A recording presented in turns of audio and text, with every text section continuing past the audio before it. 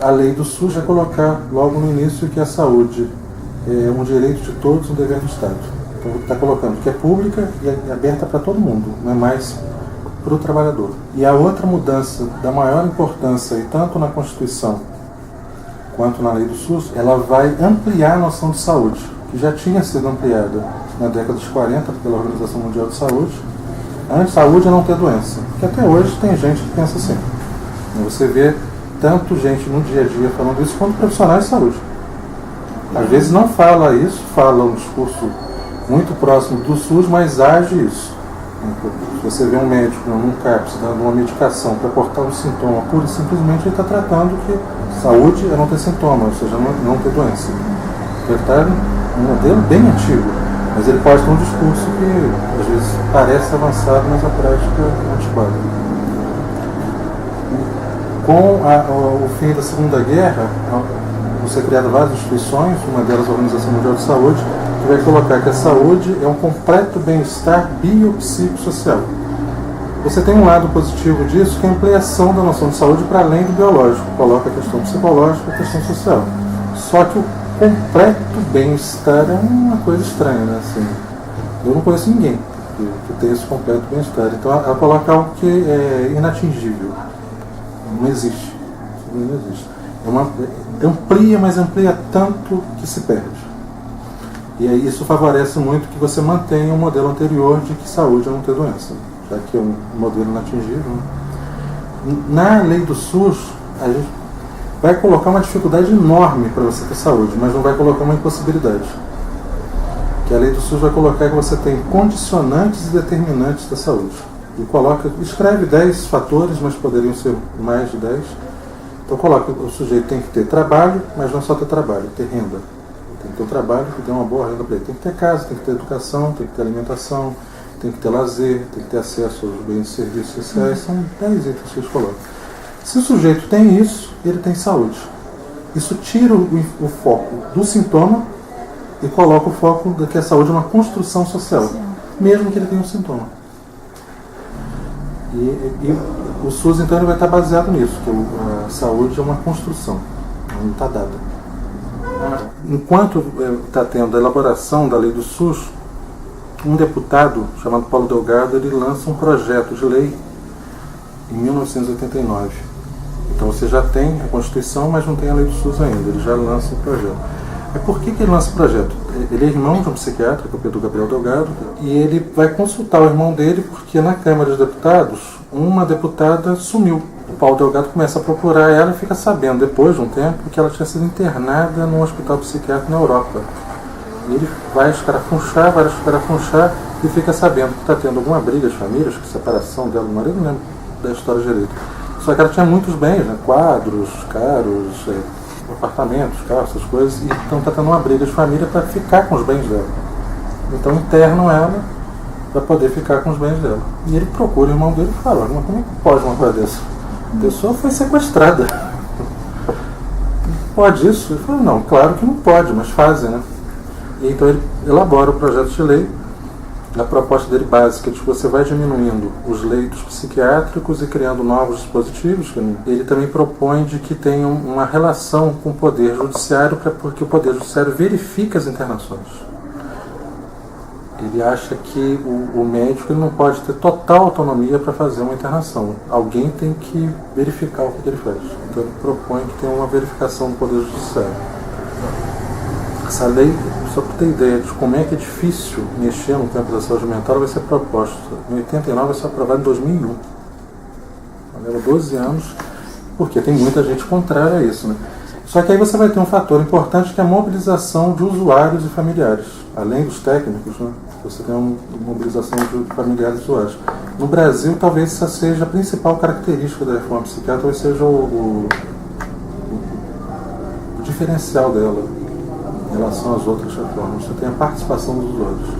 Eles se mobilizam muito, eles chamam de movimento da luta antimanicomial. E nesse período da proposta da lei do Paulo Delgado, eles foram muito fortes. Eles se mobilizaram muito, iam muito em Brasília, combatiam muito, os hospitais denunciavam muito as ações dos hospitais psiquiátricos, então eles foram extremamente importantes. Né? E aí você vê que tem uma O doente mental que é colocado como sujeito sem nexo, sem racionalidade, sem pragmatismo, sem nada, faz um movimento que tem tudo isso, mais coisa, né? Tem uma participação política importante. Um aspecto positivo, primeiro, que as pessoas não estão mais internadas. A internação diminuiu muito, ela não terminou, esses leitos psiquiátricos asilares estão diminuindo aos poucos, a tendência a acabar mesmo. Foram criados vários dispositivos, residências, eles chamam de residência terapêutica, o terapêutico vai ser um equívoco, uma residência, uma casa. A pessoa é retirada do hospício, levada para uma moradia, e foram criados os CAPs. No início não tinha esse nome de CAPs, eram serviços abertos, só que tinha que ter alguma portaria ministerial que regulamentasse. Então foi dado esse nome CAPS e ele passa a ser regulamentado. Ele tem um modo de funcionar, ele tem que funcionar de tal a tal hora, ter tantos funcionários, tantos médicos, tantos profissionais do nível superior, tem um modo dele ser regulado. E ele passa a ser financiado e a prefeitura então tem que receber esse dinheiro do governo e organizar os CAPs.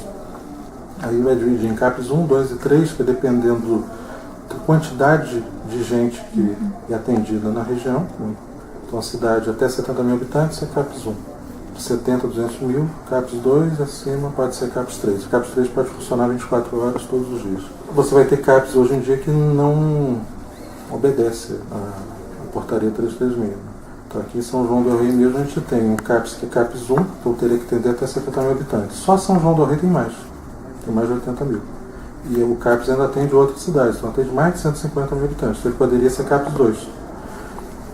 A equipe do CAPs de São João, ele cobre um período só, então teria que ter o dobro da equipe para atender os 2 períodos. E se fosse CAPs 2, teria que ter mais funcionários ainda, então teria que ter mais do que o dobro dos funcionários que tem hoje. Então ela não está adequada à portaria. Mesmo tendo poucos funcionários, mesmo atendendo mais gente do que deveria, mesmo tendo uma concepção de saúde completamente inadequada, ele consegue diminuir a internação. Eu fico imaginando se ele fosse potente, o que ele não faria. Assim, ele diminuído do jeito que ele consegue ter um efeito positivo. Se ele funcionasse plenamente, seria outra coisa. E isso não é só o CAPs São João, vários CAPs funcionam de maneira precária. Vários funcionam bem, vários de maneira precária. Hoje tem mais de 1.500 CAPs, então também assim, como a organização depende muito da prefeitura, isso varia demais. Né? A prefeitura vai montar um CAPs, um ou outro já não vai montando. E a fiscalização fica difícil, né? Porque você tem muitos CAPs. Uma coisa é você ir verificar, sei lá, 10 hospitais, uma coisa é você verificar 1.500 CAPs.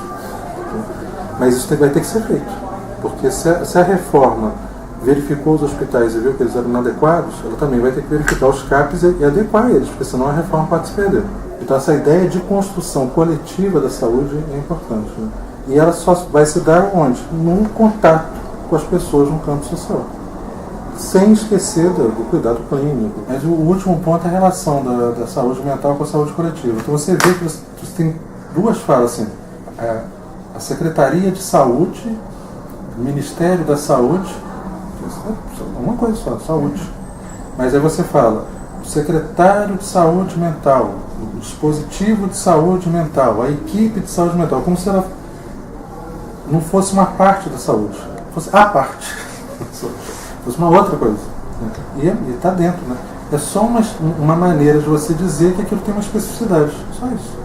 Mas faz parte da saúde coletiva. Só que essa ideia de construção conjunta de saúde mental e saúde coletiva, isso com prática de construção social no Brasil é bem recente.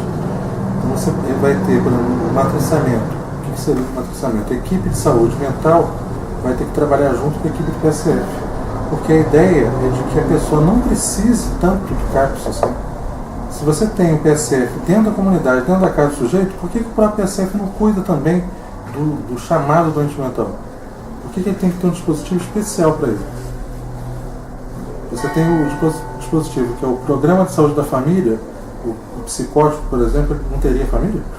Porque na verdade só existe saúde coletiva. Tem a saúde mental seria eu tenho uma capacitação maior para atender determinados tipos de pacientes, que nem o oncologista, que nem o cardiologista, essas coisas. Mas essa especialização, ela talvez seja prejudicial exatamente para o campo que seria da saúde mental.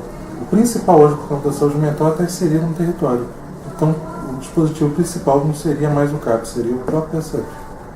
Só que o médico do PSF, o enfermeiro do PSF, às vezes nunca lidou com um paciente desse tipo.